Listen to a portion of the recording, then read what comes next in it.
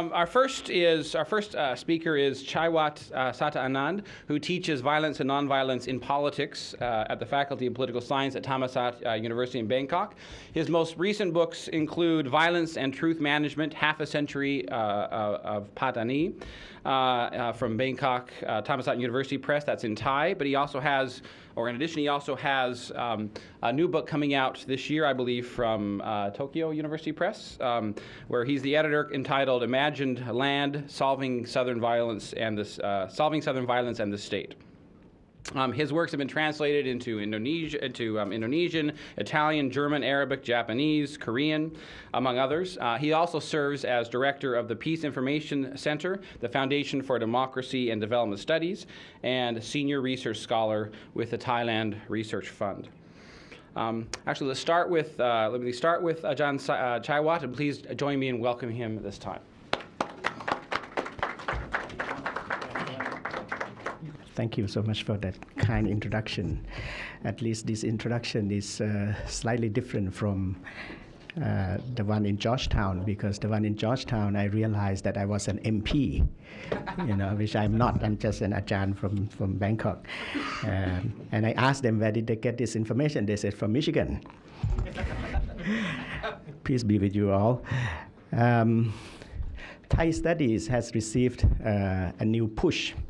There was a meeting in Kuala Lumpur on Southeast Asian studies, and there were many Southeast Asian specialists there. And then they were discussing, and one guy said that after the taking over of Suvarnabhumi Airport, Thai studies is one notch above Indonesian studies.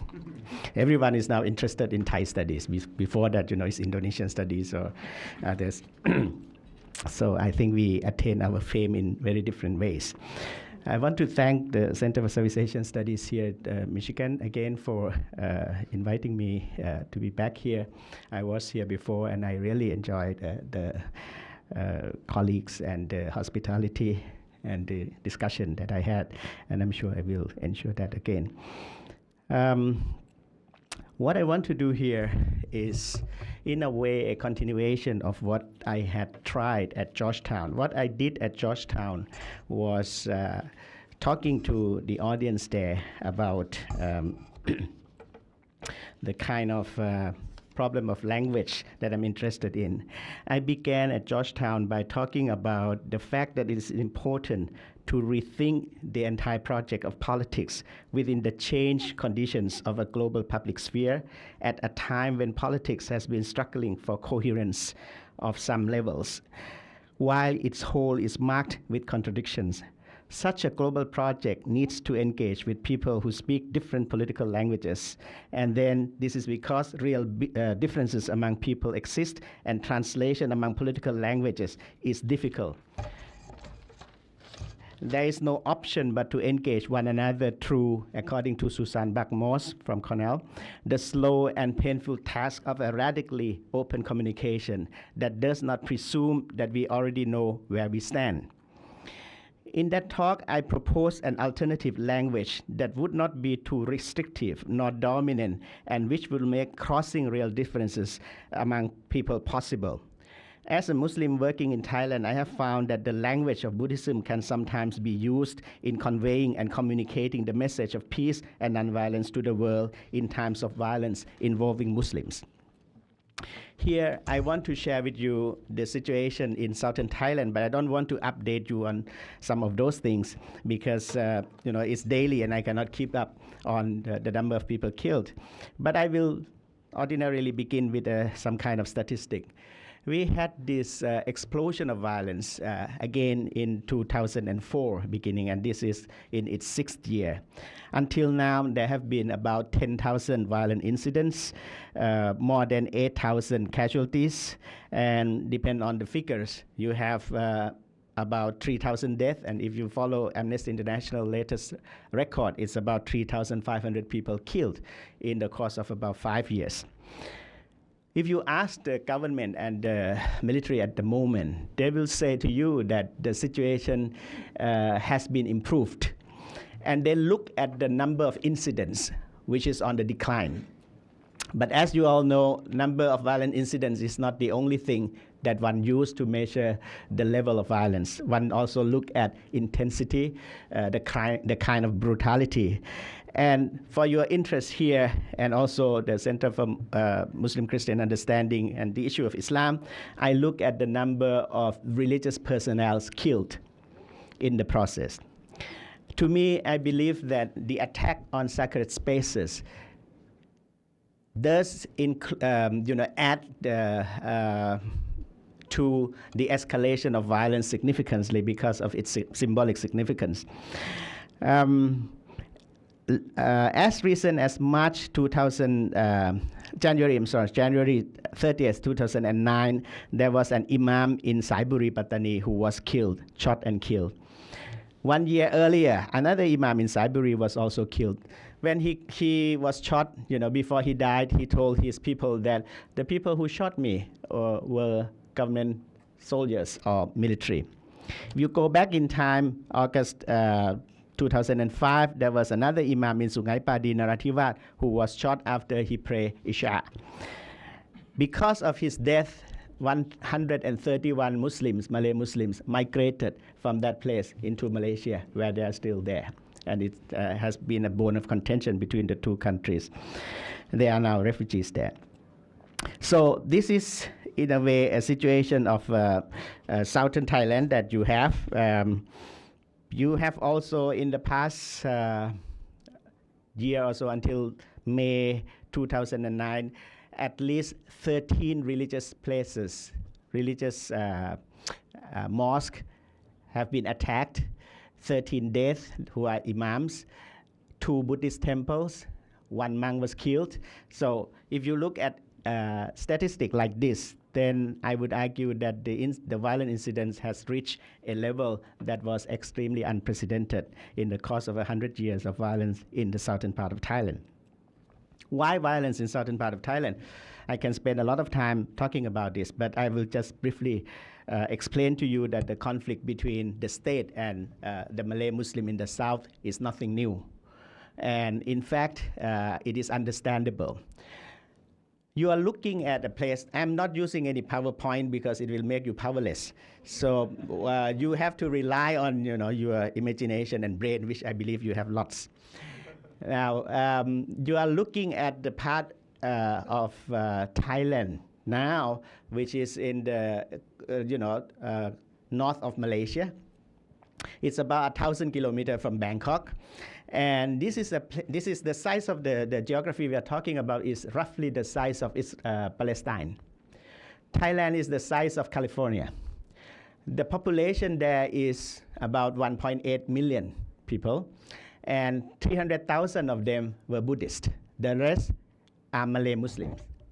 Okay, so this is roughly the demographic breakdown in southern Thailand. As you know, the language, the ethnicity is primarily Malay. I am a Muslim from Bangkok.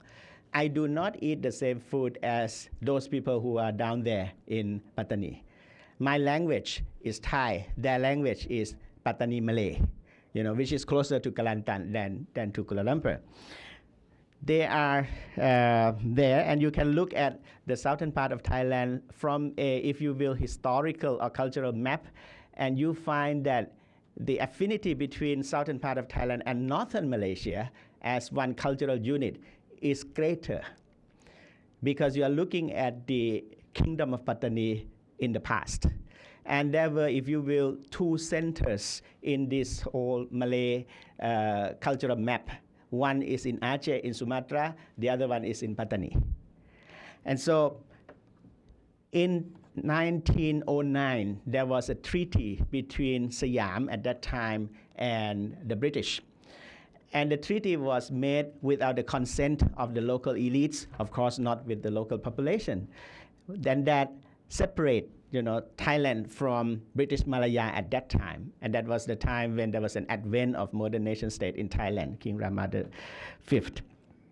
Because of all kinds of administration reform, then conflict between Bangkok, the center, and the periphery began since then, since 1902. And that has continued. The question that is often asked is, what happened when one morning in 2004 in January, suddenly a group of men attacked a military camp, killed 4, and then a new wave of violence exploded. In a new book written by Duncan McCargo of Leeds called Tearing Apart the Land, Islam and Legitimacy in Southern Thailand, this guy spent a year working in Southern Thailand interviewing 270 people from all walks of life. His findings include the fact that the Thai security forces cannot prevail, and that the militants, motivated by simple but passionate hatred of the Thai state for colonizing their homeland and subjecting them to the oppression of disdainful officials and predatory policemen, have won.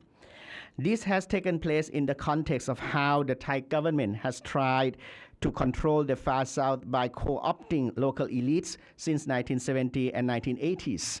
Local leaders who cooperated with the government have been rewarded with funds and positions. As more local leaders have been co-opted by the Thai governments, their connections with local communities have been undermined, while meaningful participation for the locals has become difficult to find. The main conclusion reached in his research is that this deadly conflict is about the perceived illegitimacy of the Thai state in the Deep South, and therefore any viable solution must deal mainly with the legitimacy crisis. He insists that the only way forward is to regain some types of representative legitimacy for the Malay Muslims by giving them some forms of substantive autonomy that might satisfy most parties to the conflict. This talk this morning is about autonomy. And it is very easy because it has only 8 words. That's why I don't use the PowerPoint. These 8 words are, what autonomy? 2 words. Then why not autonomy? 3. And then the last one, when not autonomy. That's the end of it. I can go home. Okay, what autonomy? The question about autonomy is something which is quite strange in Thai politics. I will go to why not autonomy later. But what does it mean when you talk about autonomy? Philosophically, the notion of autonomy comes from autonomos, meaning to give to oneself one's laws. Philosophically, it could be argued also that this is a new idea within the global history of being, because in having autonomy, a new type of being emerges. It reflectively gives to itself its law of its being. If a region is able to give unto itself its own laws, it does 2 things in the process. Denial of the previously existing law that subjects it to some control, and affirming its own being by coming up with new laws on its own in accordance with its reality. Seen in this way, autonomy is an acceptance of the loss of rule for existing power. If this is the notion of autonomy, then the question is, what is autonomy on the table right now? In a way, it is on the table, because there have been a number of forums discussing this notion.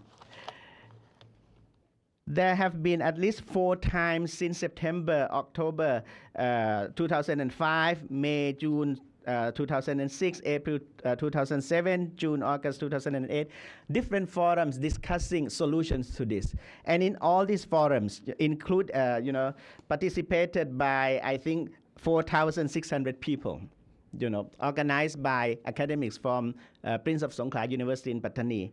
They were discussing about solutions to the problem, and the notion of autonomy creeps up. And I don't want to go into the details, just want to tell you that some forms of autonomy have been discussed by all these forums in the southern part of Thailand.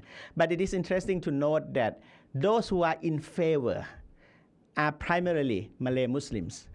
Those who are against are primarily Buddhist in the area. And if you will, at least there are 82% of those who are in favor of some forms of autonomy. Of course, you can discuss what forms of autonomy that we are talking about. The second issue that I wanted to deal with is why not autonomy? Autonomy in Thai means การปกครองตนเอง or self-governance. And the problem why it is not accepted, or normally it is not accepted by the Thai, is because this meaning in Thai means a loss of control for the center, as I have argued.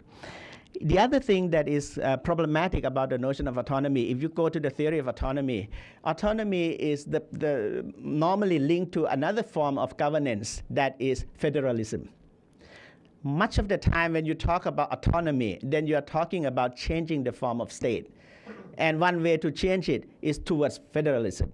And anyone who is remotely familiar with Thai politics know that we have so many constitutions. I think you know that, right? Unlike the US, only one constitution for 200 years, very boring. In Thailand, what we have is that, I don't know whether I've told you this, but I like this joke so much, so with your permission. There was some guy who went into the library at the University of Michigan, and he was new to the Southeast Asian Studies program. So he was looking for Thai constitution. So the librarian told him that, we have Thai libraries, Thai constitution in the periodical. I don't even know how many we have now. It's 18, right, or 17, something like that. Where was I? But all of these, there's some invariance in Thai constitutions. One invariant, of course, is Article 1, and that is Thailand is a unitary kingdom, undivided.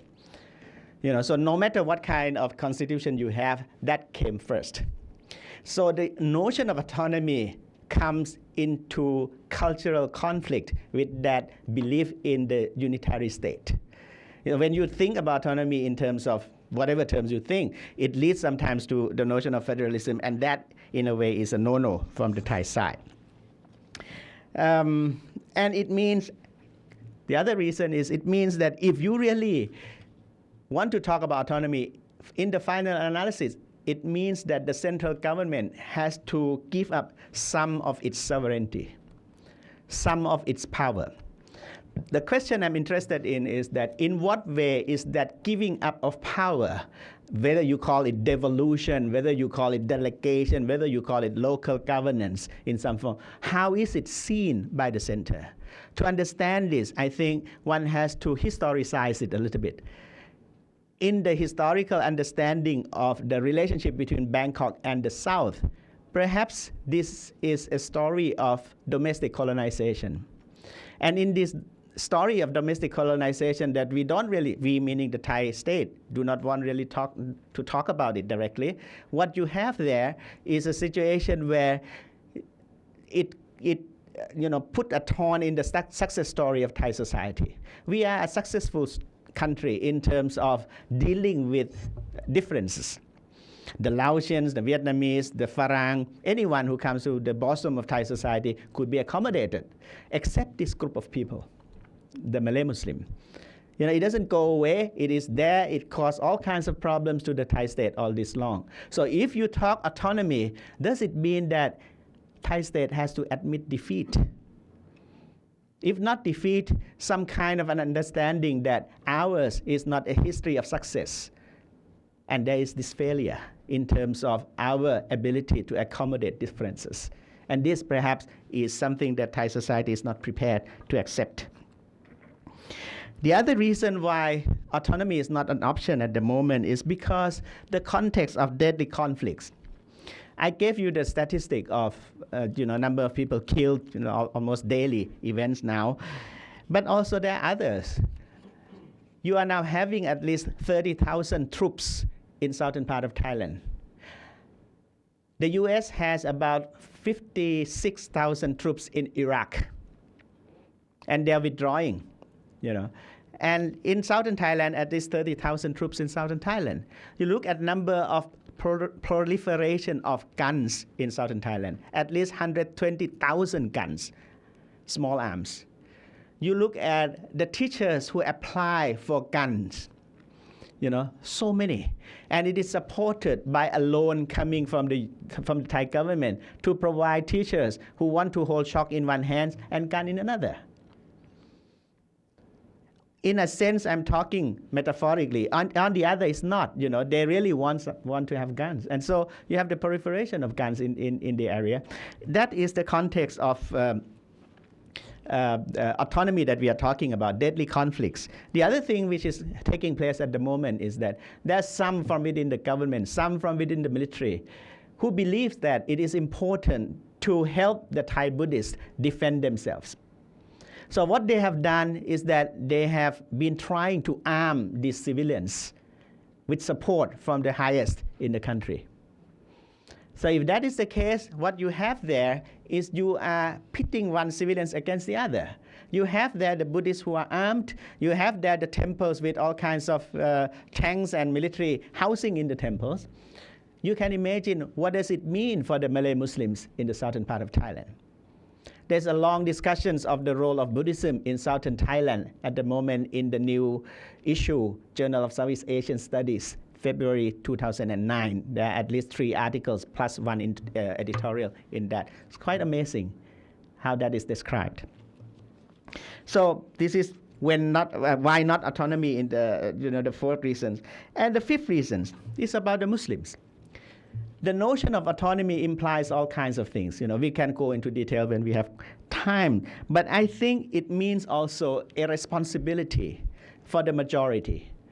You're talking about a complex relationship between the majority and the minority. But I would argue that there are no minority problems without the existence of majority. If that is the case, when you talk about autonomy as an option in a style of governance, it means that the people who will acquire this autonomy have a responsibility to deal with their minority. You notice how flipped this is. The Muslims are a minority in a country largely Buddhist, but the Buddhists are a minority in this predominantly Malay Muslims. And Thailand is a minority in a largely, Malay Muslim peninsula. Maybe that's the reason why ASEAN has to include, Laos, Cambodia, and Burma. When you can, of course, they don't say this, they say this is for economic prosperity and all these things, but you can ask this from Dr. Surin. Now, the question I'm at now is that you then have to, the Muslims, the Malay Muslims in the area have to transform themselves, at least in their way of looking at realities. They have been for so long portrayed themselves as victims. To think about the autonomy option, they have to become something else. They have to care for the others, meaning the Buddhists in the area. It is their responsibility to protect the temples, to protect the monks, and to make sure that they are all safe within the confine of new geography that you are talking about. So this is perhaps one of the reasons why autonomy is not an option at the moment. The last part I wanted to talk to you. You can stop me whenever. Okay. The last part that I want to share with you is when autonomy is not an option. When I was the National Reconciliation Commission Technical Director, one of the things I asked the Dean of the Faculty of Political Science at Thammasat to look into autonomy option elsewhere in the world so that it will give us some evidence. But I gave him a set of criteria. The example that he will study and will come back to me needs to follow the following criteria. First, the country has to be democratic. Second, it has to be a parliamentary country.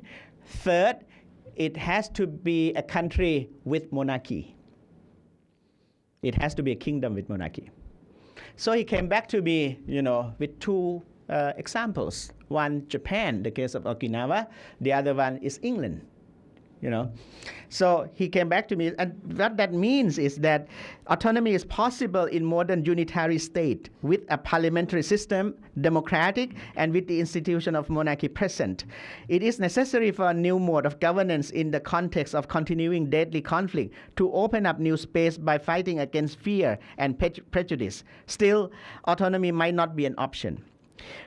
When autonomy is not an option, it needs not be seen negatively. A lot of writers, people like McCargo, Ian Story, and others, when they talk about autonomy, they feel like autonomy must be the answer. But I would argue that it might mean that other alternatives need to be thought through, some of which might resonate with the gist of the idea of autonomy in the first place. This is related to another question. When talking about governance, the question is governing what? If the answer is governing the land, then autonomy would mean delegation of power over territory occupied by sub-state nationalist movement.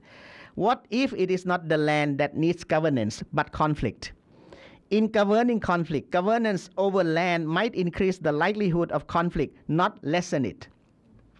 The fact that violence takes place in a spatial space does not mean that governance needs to be territorial. The idea of autonomy as governing the land has its root in a militaristic conception of handling conflict. The militaristic conception is fiercely territorial. The political conception of handling conflict through governance needs first to free itself from the political notion of nation-state bound by the weight of territoriality. Many arguments for autonomy is based on a pessimistic account of the Thai state losing out to the insurgents, and therefore there is a need to try the autonomy option. From a militaristic conception, actor-oriented, territorial-based, violence-accepted autonomy must necessarily lead to the problem of the land issue. When land becomes sacred, especially for the Thai state, autonomy as something solidly tied to the land becomes an impossibility. Ironically, to be able to conceptualize autonomy as a way to govern conflict peacefully, there is a need to unlock the concept from its territorial bias. Maybe one has to think of a new kind of community, maybe a kind of community of believers, a kind of community of a new type of citizenship. A deterritorialized autonomy might be a productive way to govern conflict in such a way that violence will be put under control and eventually disappear. Thank you.